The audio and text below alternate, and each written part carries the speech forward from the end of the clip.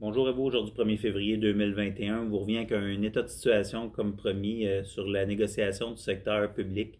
La semaine dernière, jeudi, vendredi, on est en rencontre du secteur public, donc une instance conjointe avec tous les syndicats du secteur public CSN pour faire un état de situation sur les tables sectorielles qui sont nos conventions collectives et la table centrale qui est le monétaire. Donc, tout le monde est au fait qu'au 31 mars 2020, la convention collective est tombée échue. Et au même moment, c'était les débuts de la pandémie de la COVID-19. Donc, ce qui a fait en sorte de retarder, si je peux dire ça comme ça, la négociation du secteur public. On se rappellera que la CSN avait proposé de reporter dans le temps la négociation de 18 mois, question de laisser passer la pandémie, de mettre les énergies aux bonnes places, puis ensuite de ça, de revenir avec la négociation. Chose qui a été refusée par le gouvernement. L'état de la situation qu'on peut en faire, indépendamment, on travaille où dans le secteur public présentement, c'est l'épuisement. Un épuisement qui se fait sentir partout où que les gens sont tabous, où ce que les conditions de travail ne se sont pas améliorées, au contraire, se sont détériorées. Puis se sont détériorées, entre autres, parce qu'on gère avec des arrêtés ministériels. Là, on est à plus de 50 arrêtés ministériels depuis le 13 mars l'an dernier à comment qu'on gère. Il y a une pression qui est mise sur les gens pour avoir des exigences en disant qu'ils ont le droit de demander qu'on fasse ces tâches-là et de faire en sorte de dire, ben j'ai le droit, ça me le dit dans les arrêtés ministériels, puis ce que je vous dis là, c'est dit par des gestionnaires dans des établissements. Excusez-moi.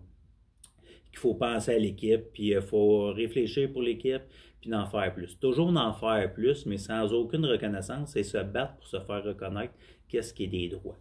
Oui, les arrêtés ministériels donnent certains droits aux gestionnaires des établissements, mais il ne faut pas oublier qu'il y a des règles qui doivent être respectées et qu'on ne peut pas passer par-dessus. Les arrêtés ministériels ne font pas en sorte que la convention collective n'existe plus et qu'on se retrouve, même si on n'a pas de contrat de travail, que la convention n'existe plus, c'est pas ça là qu'il faut voir.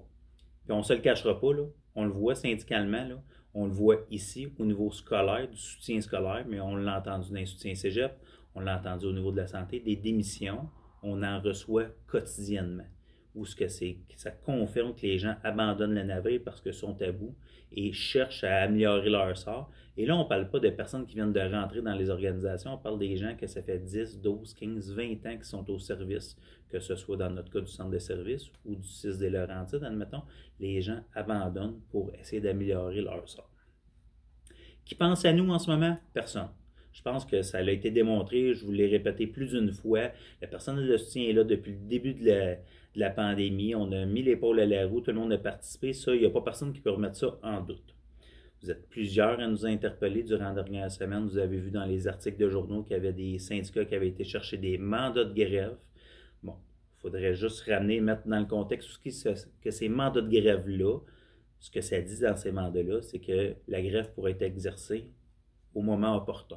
Donc, les centrales syndicales de ces syndicats-là décideront quand est-ce qu'ils appliquent leur droit de grève, advenant le cas où ce que les membres ont voté pour la grève. Donc, le gouvernement présentement gère la pandémie, oublie de gérer la négociation. Ce qui est important de savoir, c'est que depuis le retour des fêtes, le comité patronal de négociation francophone, qui négocie pour notre convention collective, n'a pas de mandat. Il y a eu une rencontre depuis le retour des fêtes, une seule rencontre où ils n'ont pas de mandat, on attend et ça tourne en rond.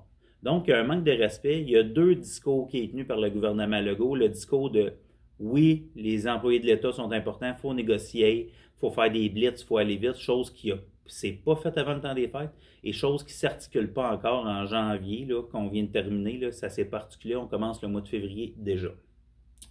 Donc, on a parlé de mandat de grève, on a parlé de moyens de pression la semaine dernière.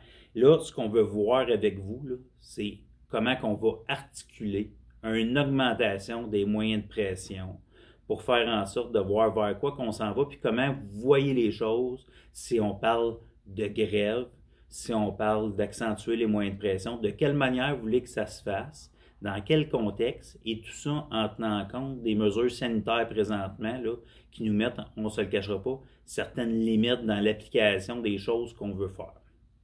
Donc, c'était ça qu'on voulait vous ramener pour aujourd'hui. Il va y avoir d'autres choses qui vont découler là, au courant des prochains jours, si je peux dire ça ainsi. On va vous revenir avec une date pour faire une assemblée. Puis là, je vous le dis, là, je m'avance sur une date. On parle ici du 16 février, 19h, pour faire une assemblée virtuelle, pour voir avec vous c'est quoi les mandats que vous nous donnez, comment, jusqu'où vous êtes prêts à accentuer les moyens de pression. Là, vous pouvez voir, sur moi, j'ai un macaron aujourd'hui, Négo 2020, avec les mains qui nous unissent ensemble. Donc, on a des macarons qu'on a fait faire le syndicat, où ce que ça touche directement le personnel de soutien. Souvent, ce qui est ramené dans les semaines passées, dans les mois passés, c'est que visuellement, on veut être vu sur la place publique. Il y a des campagnes qui ont été faites.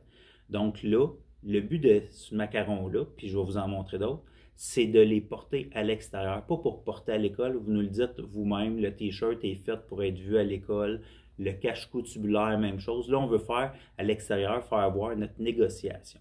Donc, c'est un moyen qui est positif de montrer qu'on tient à l'éducation du secteur public, puis on va avancer.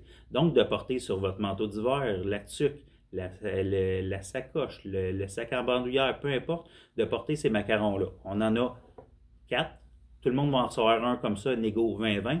Les 3 autres, vous allez voir, ça va être, comment je vous dirais, un peu à la pige à savoir comment que ça va être pris, mais chaque personne n'aura pas le même. Donc, on est ici, s'unir pour l'avenir de nos enfants. On a agir pour reprendre l'éducation en main. Et on a gagné pour des services publics plus humains. Le but de l'exercice, c'est d'être vu dans la population pour montrer qu'on est en négociation, qu'on veut que ça avance. Et on ne met pas de côté le but de faire avancer les jeunes, mais on veut aussi que nos conditions de travail soient reconnues. Donc, c'est ce qu'on avait pour vous aujourd'hui. On va vous revenir dans les prochains jours, c'est sûr, parce qu'il va y avoir d'autres choses qui vont s'ajouter à ça. Donc, d'ici la fin de la semaine, je vous dirais jeudi ou vendredi, vous devriez recevoir les macarons dans vos établissements. Sur ce, je vous souhaite une bonne semaine.